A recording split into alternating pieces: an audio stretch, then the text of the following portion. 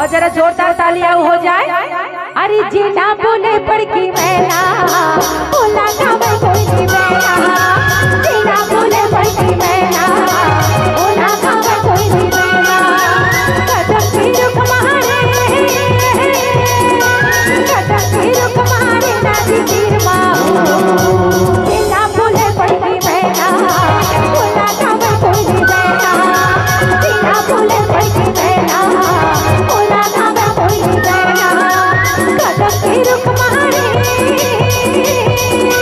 कदम की रुख मारे ना जी तीर माओ, जीना बोले पड़की मैना बोला ना मैं कोई नहीं मैना, जीना बोले पड़की मैना बोला ना मैं कोई नहीं मैना।